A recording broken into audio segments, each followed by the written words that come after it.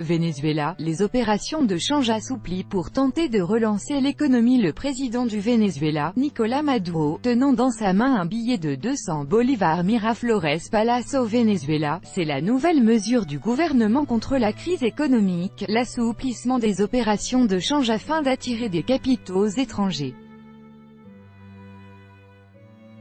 Jusqu'alors, la Banque centrale était la seule autorisée à échanger la monnaie locale contre d'autres devises. Dorénavant, il sera possible de le faire dans des bureaux de change.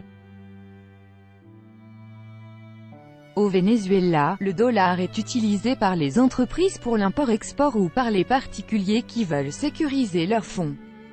Dans un contexte d'inflation surréaliste, 1 million de % d'ici la fin de l'année, selon le FMI. La Banque centrale du Venezuela avait jusqu'ici le monopole des opérations de change. Résultat, un marché noir du dollar s'est développé, avec un billet vert 30 fois plus élevé que sa valeur officielle.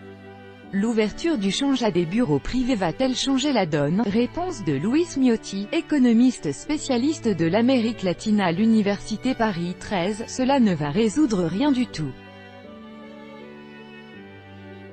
Le marché qui a été habilité fonctionne 35 à 40 bolivars par dollar tandis qu'au marché noir, il est à 200 bolivars.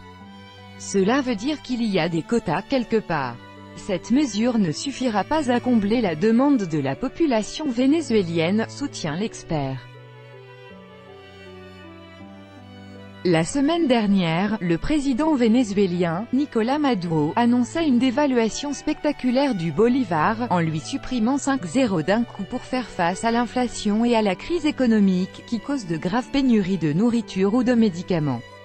Mais pour l'économiste Luis Miotti, ces mesures ne résoudront rien. Les objectifs sont, trouver un prix d'équilibre entre l'offre et la demande de devises et donner des signaux aux producteurs, exportateurs et importateurs. Sauf que l'offre productive du Venezuela, elle est morte. L'économie vénézuélienne dépend à 96% de ses revenus pétroliers, or la production nationale s'est écroulée faute d'investissement. Ces dernières années, l'agriculture ou encore l'industrie ont été totalement délaissées.